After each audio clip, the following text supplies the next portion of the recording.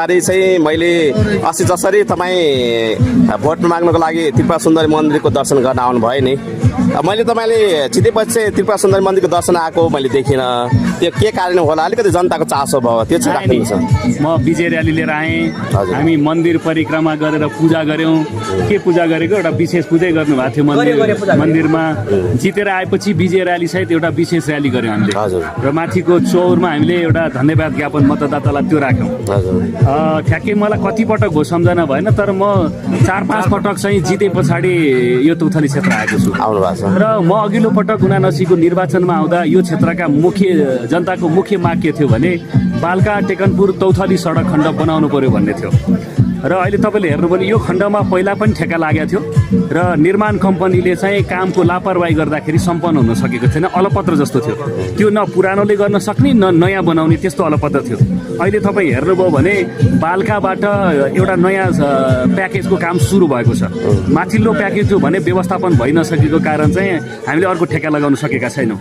अर्को कुरा, म तपाईँ र तपाईँ मार्फत सबैलाई के अपिल गर्न चाहन्छु भने मलाई 5 वर्षका लागि यो क्षेत्रको प्रतिनिधि बनाएर पठाएको हो। मुलुकको विषम परिस्थितिका कारण चाहिँ कार्यकाल पुरा नभइकन बिचैमा चाहिँ यो भङ्ग भयो। त्यसो गर्दा काम सुरुवात भएको छ, त्यसैले केही भने जस्तो सबै पर्याप्त भएन होला। मेरो मात्रै दोष भन्दा नि सिङ्गै देशको राजनीतिक परिस्थिति यस्तो छ, सब ठिकठाक सफा चढ्छ, म त्यसो भन्दिनँ। तर मैले मेरा तर्फबाट निर्वाह गर्नुपर्ने भूमिकामा मेहनतका पूर्वक लागे भन्ने मेरो दाबी छ। एकबार हाम्रो सांसद हुनुहुन्थ्यो, जहिले पनि हाम्रो पालिकामा चाहिँ क्षेत्र नम्बर 2 को चाहिँ सांसदले रिबन काट्दाखेरि तपाईँलाई अलिकति चुत्त दुखाइ जस्तो भयो कि भएन? त्यो एउटा त रिबन काट्ने तामझाम गर्ने कुरा म ज्यादा विश्वास गर्दिनँ।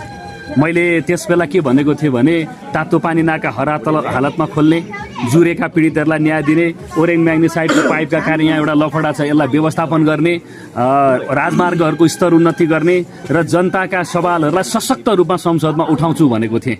जनतासँग मैले जे बाचा गरेँ, काम गर्नका लागि प्रयत्न गरेँ। अरू धेरै व्यक्तिगत रूपमा यो गरेर त्यो गरेँ भनेर धेरै प्रचार गर्ने, रिबन काट्ने, बाजा बजाउने यो पुरानो शैली हो, त्यसमा मैले धेरै विश्वास गरिनँ। हजुरको सचिवालयबाट हाम्रो वर्षेनी बजेटको जुन योजनाहरू आउँथ्यो त्यसको लगतै त्यसको कपीहरू आउन थाल्थ्यो।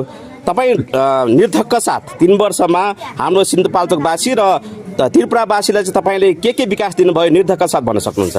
मैले भने यहाँ यो क्षेत्रको मुख्य माग भनेको चाहिँ बालका टेकनपुर तौथली सडक नै मुख्य कुरा थियो। हुन पनि यो क्षेत्रको एउटा जीवन मार्ग जस्तै हो समग्र हिसाबले। त्यसो हुँदा मैले भने अघिल्लो पटक पनि यहाँ निर्माण कम्पनी थियो, त्यो निर्माण कम्पनीको ठेका तोडिन नसक्ने, नयाँ लाउन नसक्ने त्यस्तो एउटा जटिलता या क्रोनिक भन्छ अङ्ग्रेजीमा, त्यस्तो थियो। त्यसलाई तोडेर कमसेकम तलबाट चाहिँ ठेका लगाएर एउटा काम सुरु भएको